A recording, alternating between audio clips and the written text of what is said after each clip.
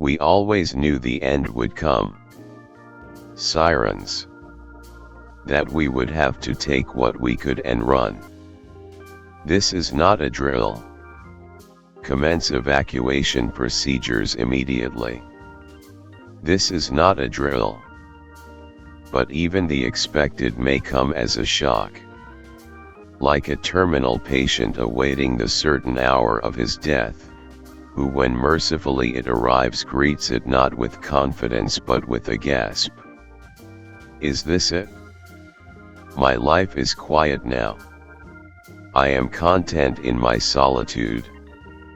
I am 72 years old, in good health, and the company has dutifully fulfilled its end of the bargain, so I do not want for anything. If I lack luxury, it is by choice. I do not speak much. Instead I write and think, and if I have any ritual it is to take my tea just as night falls.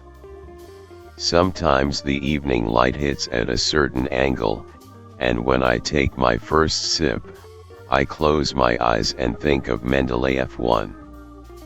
Instinctively my fingers slip onto my forearm where the wound will never heal, and I remember.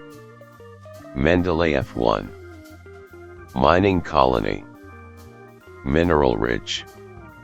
Khanasher positive. Khanasher dormant.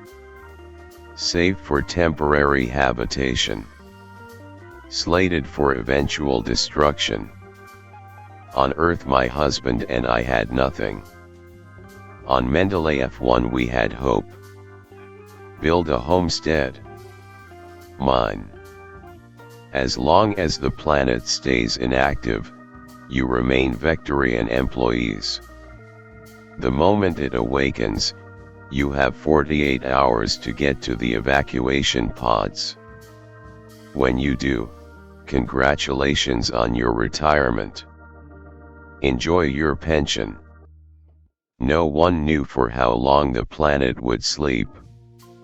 Everyone knew about the Khanashers, interdimensional alien beasts that sensed and feasted upon human fear.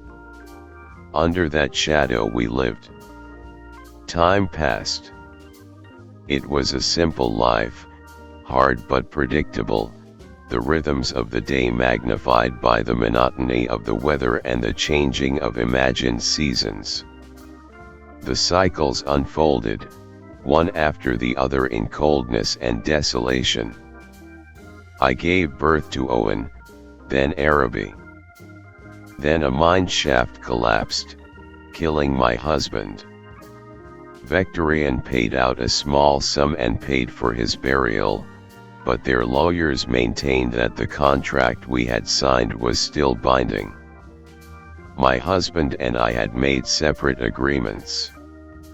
As Mendeleev 1 had not yet awoken and I was still alive, I remained a Vectorian employee, with all the mining obligations that entailed. I tried to endure alone, but I knew that with 2 young children and output requirements to meet, I could not succeed. Mendeleev 1 is not for the faint of heart or for single mothers, a Vectorian representative told me. Chemicals have always been available upon request. I put out a notice for help. That is how I encountered Arkady. He was a decade older than I, a tough man hardened by experiences he never shared. In fact, he shared almost nothing and could not speak at all, which perhaps is what bound us together. Although he was a bachelor, it was not like that between us. He built a cabin for himself next to the homestead, and we lived in harmony. For months, we lived. Sirens. I was washing clothes when the time came. The sound was deafening. Araby was crying. I left the wash and ran to him with water dripping from the tips of my fingers. A single drop, like an atomic bomb. I tried to comfort him, to speak to him, but this life is never one of comfort, and he would not cease his wailing, so I let him be. There was not much to pack, but time was of the essence. We had 48 hours to reach the evacuation pods. This is not a drill.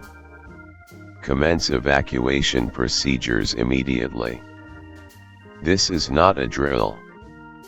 Owen was outside, hands over his ears. Arkady had exited his cabin, leather boots polished, rifle slung over a shoulder, pistol stuck into his belt, coming toward me with the screen map in his hands. He unfurled it.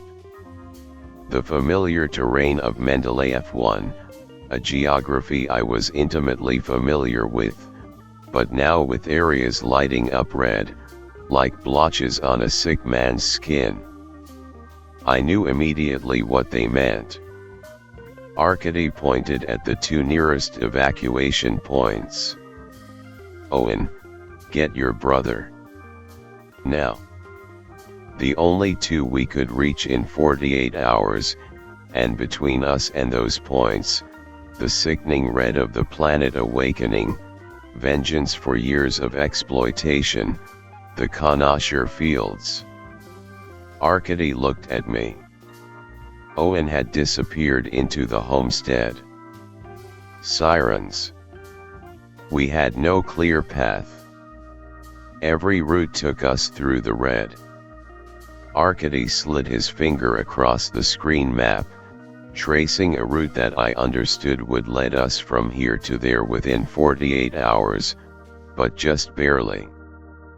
It was a path of least risk, which meant of some risk, and although the thin strip of evolving red may have looked small on the screen map, I knew it was at least 10 kilometers on the ground. 10 kilometers across Kanashir terrain. There's a saying about the Kanashir fields, cross fearlessly or not at all. I nodded my approval. Arkady furled the screen map. Owen came to me, cradling Araby in his arms, and in both their eyes I saw the very emotion I dreaded. It will be okay, I said, taking Araby from his older brother. We talked about this. We prepared for it. We've been waiting for it. In 2 days we'll be on our way to Earth. Earth, I said it to mean home, but it was my home. To my sons it was nothing but a story. Arkady had already turned away, and when he began walking we followed. It would be a lie to say I did not look back at the homestead with some fondness. It had been our nest, but what I felt most was grief. What I felt most was the absence of my husband. How we had planned. It should have been us walking away, walking toward the evacuation pods after so much toil and expectation. This is not a drill. Commence evacuation procedures immediately. This is not a drill. I held Araby closely, and when Owen offered his hand I took it and did not let go. Perhaps the future no longer held the same happiness I had dreamed about, but it held happiness still. Only a journey separated us. After a time, the sirens turned off. All on Mendeleev 1 were now evacuating. All but the beasts. The Kanashir fields. We slept for 4 hours, drank water, and walked again. We ate little. The way was dull and flat because the planet was dull and flat, sparsely spotted with tree-like plants like overgrown cauliflowers, and practiced calmness. Be empty like the landscape. When Owen was little, my husband and I had done refocusing drills with him, substituting one thought for another, one emotion for another emotion.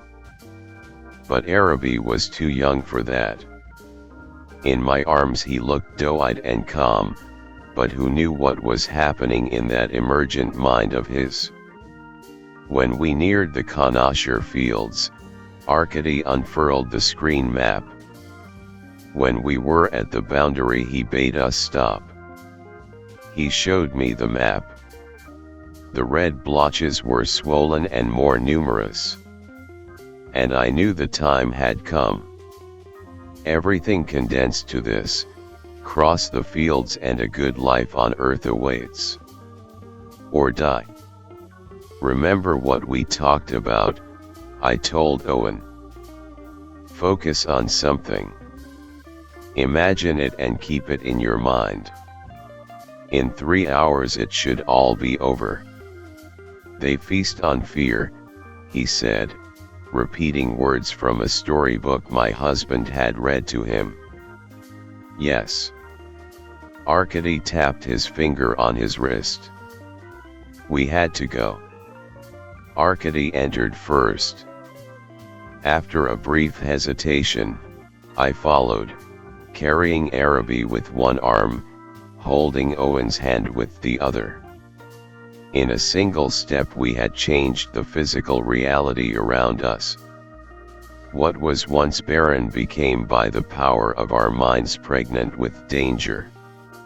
Although I had no doubt Kanashirs were real, it was unreal to feel that they were somewhere out there, awoken, and hungry. The initial seconds fell softly away to nothingness. My heart beat quicker and Owen gripped my hand more tightly, but everything persisted as before. Arkady's broad back and long strides provided a familiar comfort. I would not have wanted to be in the lead, anticipating the future. Seconds accumulated to minutes, which ticked away, footfall following footfall. My focus was my grief. I let it drape me, shielding all thoughts that could possibly evolve into fear. Arabi fell in and out of sleep against my body. Owen whispered stories to himself. In the distance, Arkady's hands traveled to his rifle, which he unslung. I had seen it too, a kind of flitting of the air itself. No matter what, we must not stop, I said. We walked. Arkady scanning the horizon, sweat developing between Owen's hand and mine, Arabi opening his eyes, beginning slowly to whimper. Another distant fluttering. Unmistakable. All of us had seen it. The enveloping silence descended into a low hiss. Is it? SHH. Arkady raised his rifle. Kanashirs could be shot and killed, but it was difficult and exceedingly rare, for they only truly existed in our understanding of that term, engaged with our dimension of reality when they were scenting or feasting. Only then were they vulnerable. Another flicker. Closer. And a third. Followed in quick succession by a fourth and fifth. We were maybe halfway through the Kanashir fields and they were all around us. I had to remind myself that brief twinges of fear were insufficient. They felt it but not for long enough to localize the source. I thought of a memory, any memory, and started recollecting it aloud. Remember when your father? They came. It was as if reality had torn open its very substance, rushing at us. What happened next happened so quickly I struggle to make sequential sense of it, but in the years that have passed I have arranged and rearranged the remembered parts so many times I have settled on the following. Arkady fired 2 shots into the ether. Owen let go of my hand. He stopped. Arkady spun to face us and loosed another shot. Owen stared at me at us. As I heard a horrible shriek that felt ripped out of my very being.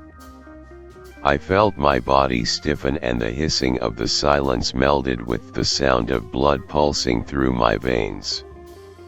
I felt gazed upon and vulnerable, as the beasts of irreality were swooping down on us, and as I tried to understand what was happening, I understood that the shrieking was Araby, that it was all Araby, and I shall never forget the wonder and terror and love in his beautiful brown eyes as Arkady ripped him from his cradle in my arms, held him in one outstretched hand and shot him in the head with his pistol, his tiny body falling to that hideous ground, folding so unnaturally. I screamed. But the rushing had subsided. It was not fear I was feeling but rage, and all at once I leapt at Arkady and for what remained of my son. I fell face first on the ground, tasting the alien sands, and crawled forward, crawling desperately toward. Arkady rolled the corpse away with his boot.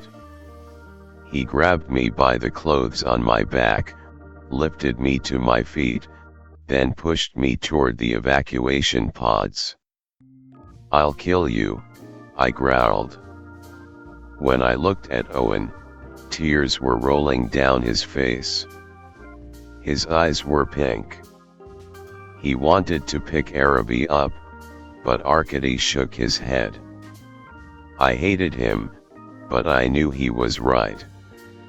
They would not allow us to bring a corpse onto the evacuation pods, and we did not have the time for a burial. Araby's body would lie here, on the only home planet he had ever known, until he and the planet were together obliterated. "Leave him," I croaked. I cannot describe how much my body shook. How hard it was to leave. Arkady walked with the same strides as always, the same wide back, the rifle slung again over his shoulder and the pistol tucked into his belt. I was glad, because I could not have borne the sight of his face. I walked in wordless contemplation, with hatred having replaced grief as my protector, though the two could have coexisted. Owen walked beside me, no longer holding my hand or reciting his stories. He had stopped crying, and his eyes had acquired the quality of numbness.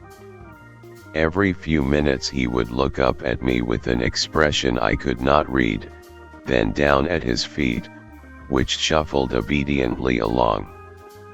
Suddenly Arkady stopped. He glanced back at me, looking me in the eyes as always, looking at me as if nothing had happened, and motioned for me to stay. He took the pistol from behind his belt and handed it to me. I did not want to take it. I did not want to touch its cold steel. Arkady placed it on the ground before me, then turned and walked away from us. For what reason I did not know. What I knew was that if I didn't have such revulsion at the existence of that pistol, I would have picked it up and shot him in the back. How could he walk away so calmly? How he could trust me? But he was right. I left the pistol undisturbed upon the ground and watched him disappear. "Where's he going?" Owen asked. "I don't know." We sat and remembered Araby without speaking. Before Arkady returned, we saw again flickering on the horizon, and a chill passed through us both. The connoisseurs were near. Owen rocked back and forth, trying to keep calm, and I watched him, wondering how it was possible to feel a contradiction, to want never to see Arcady again, and to need his presence. I craved the protective comfort of earth fire. "I don't think I can make it," Owen said. "You can. It feels like, inside. Refocus.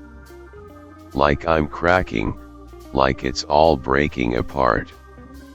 He rocked more and more quickly, his eyes twitching from point to point, until finally I grabbed his hand and pulled him up. "We're going," I said. "No," he said. I pulled him by the arm, but he stayed in place. Anchored. We both saw the fluttering sky. "You go," he said. "I'll stay." I don't think I can. Maybe I'll see Araby. Maybe we'll." I tugged harder, but he didn't budge. "Come on." A blur passed across the horizon. There were so many of them now, waiting, unfolding. I wanted Arcady to be back. I wanted Owen to move. "I'm scared," he said. And for a moment the numbness in his eyes was gone, replaced by the brightness I had always associated with my son. But then that brightness too diminished, darkened by a kind of fear I have never seen again. They came for him. I backed away back to where the pistol lay, picked it up and waved it madly at the nothingness rippling and hissing around us, the liquid distortions in the congealing mists of abnormality, but I didn't know at what to pull the trigger. Owen sat. I stumbled through a haze of fear, afraid for him, trying to be more afraid than him, to lure the beasts away, to offer them myself in exchange. I didn't want to live anyway. I was already dead. But I could not will myself into a more frenzied state of phobia. Owen's lips curved into a smile. "Go," he whispered. Then his smile became a terrible grin as his body stiffened and his neck bent backwards, and materializing behind him was a human-sized caterpillar, an unfathomable string of succulent translucent spheres braided into interconnectedness by oscillatory worms, all lined with a million undulating tentacles topped with a glowing sphere head of a mirrored eyes and one swollen ring of lips, which attached itself with ravenous intentions to Owen's face, devouring it and starting to suck his essence from within him and into itself. I pointed the pistol at the connoisseur and pulled the trigger. The bullet slid through it. Those wretched sucking sounds, like bloody gargled marbles, like wind rushing across a plain in reverse. I knew what I had to do but could not do it. I could not kill my son. Even for this, out of mercy for him, for humanity itself. A shot fired. Owen slumping to the ground. The connoisseur atomizing back into its own unknowable dimension. The pistol still in my shaking outstretched hand, cold and dead, and silhouetted in the distance against the unforgiving sky, Arcady, lowering his rifle. Those long strides. The world rotated and Arcady stood on the wall of it, looking down at me. I wanted to stay, he wanted me to go. It took me several moments to realize I had collapsed, perhaps lost consciousness for a few seconds. Perhaps that even saved me. When Arcady yanked my arm and made the world upright, I knew that what I felt was neither fear nor rage but agony. I tried to look at my son, but Arcady caught my face in his hand. He shook his head. He tried to pull me forward, away from the agony and toward the evacuation pods, but now it was my time to stay anchored. He held out his hand and with 2 fingers showed we had not far to go, only an insignificant space. I wailed. He would not let go of my face. He pressed so hard my jawbones hurt. Through bleary eyes I perceived him. I bit my tongue until I tasted blood and spat at him. He backed away and wiped his face with the back of his hand. The same hand with which he'd just caused me so much pain. And smacked me with it. I fell back, gathered my strength and threw myself at him with everything I had. Our bodies collided. Again I ended up on the ground, but this time on my back. He picked up his pistol, checked the bullets and motioned for me to follow. Again he made the gesture with his 2 fingers, only an insignificant space, and followed up by pointing to his wrist. "Fuck you. I don't care anymore," I said. He stepped toward me, grabbed me by the throat and lifted me off the ground. Held me like an hour ago he had held Arabi, except I fought. I swung my arms and pounded his body with my fists. I kicked out at his shins. Eventually he tossed me aside, and started walking away. I ran after him and grabbed him from behind. He spun, throwing me down with a thud that made my brain rattle in my skull. He walked. "That's right. You leave," I yelled after him. "You leave me, you motherfucker." Then I got up and charged at him. This time I attached myself to his back, locking my arms under his armpits like a human backpack, trying furiously to force the both of us to overturn, to wind up like a beetle, belly up and dying. He pressed forward, stride after gargantuan stride until we had traveled that way for maybe 100 paces, and I saw lying like discarded refuse, 2 deflated people, skins still fresh but their entire beings flattened into sheets maybe an inch thick. They looked like humanoid rubber. Victims of the Kanashar. I let go of Arkady's back and felt ground under my boots again. I forced down the bile rising into my throat. "It's horrible," I said. Arkady nodded. His eyes sparkled. I smiled at him. And in that moment of manufactured vulnerability, when for the first time in my life I saw his hardness soften, I aimed a tackle into his midsection that sent him sprawling. The pistol spilled from his hand and tumbled into the sand. Before he could react, I pounced on it. Then with him in its sights I backed away until I felt far enough away to kneel and put the pistol into my own mouth. This is the way it must end. He approached me anyway.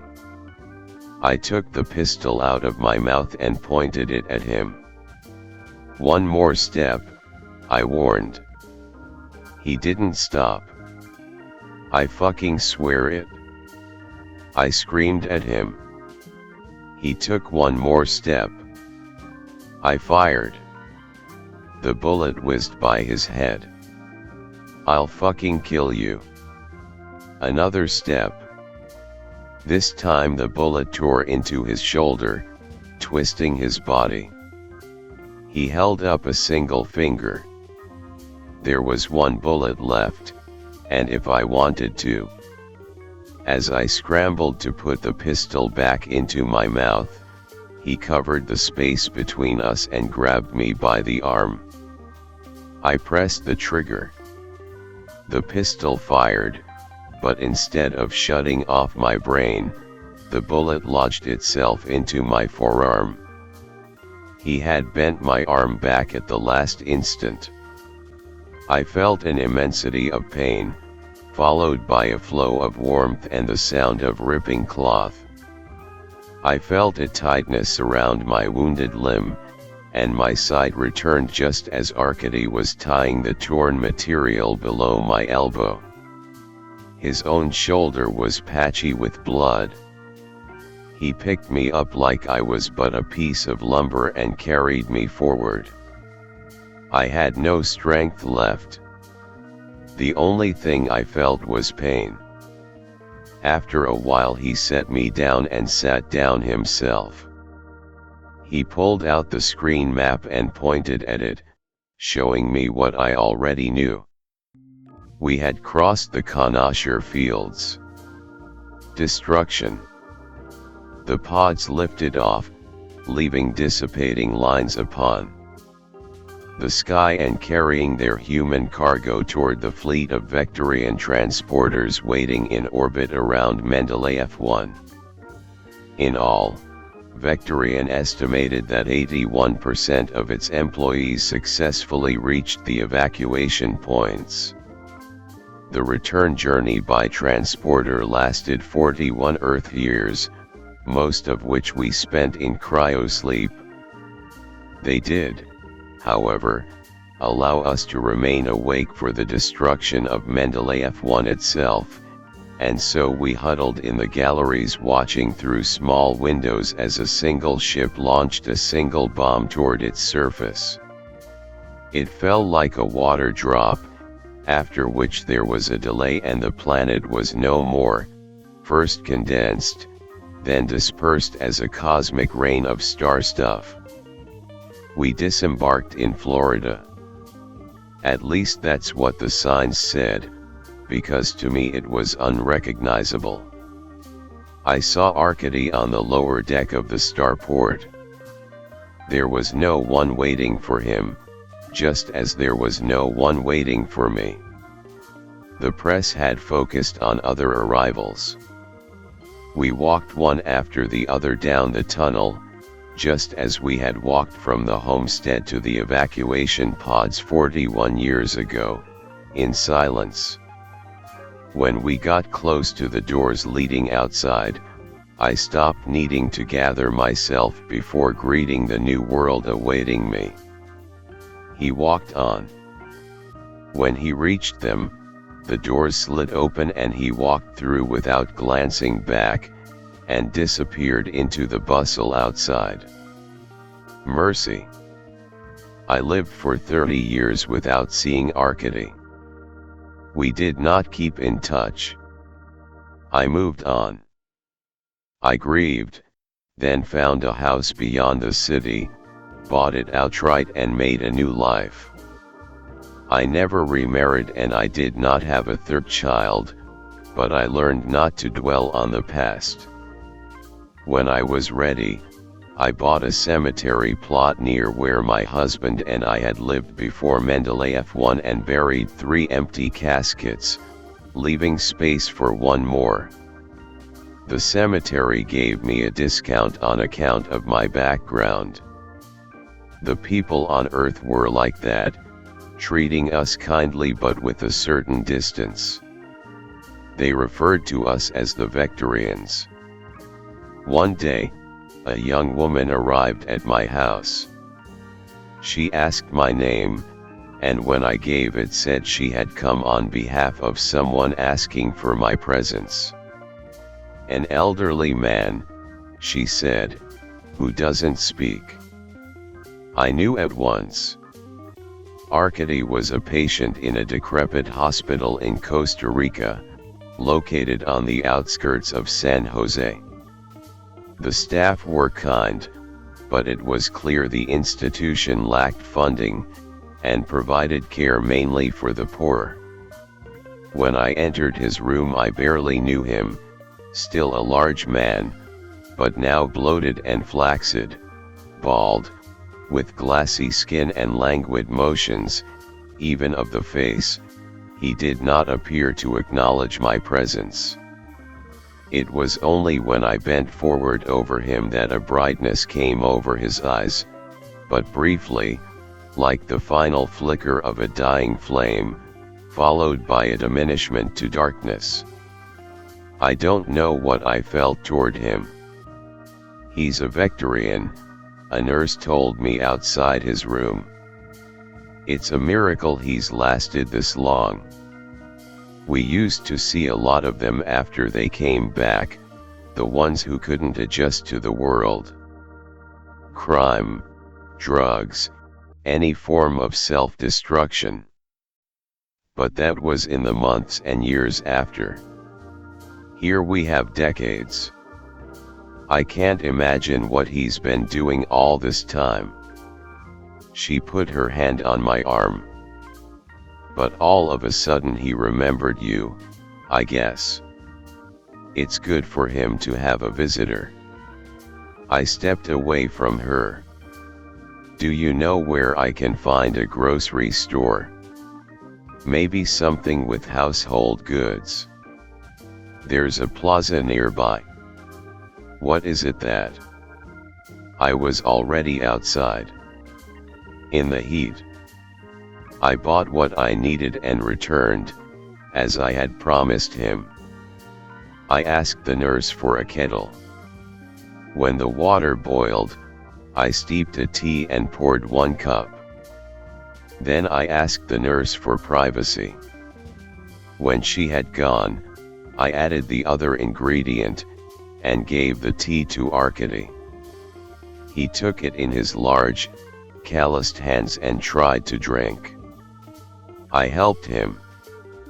When he had finished, I sat beside him and held his hand, watching the remnants of his life evaporate, peacefully, like summer rain from asphalt. He died without a gasp.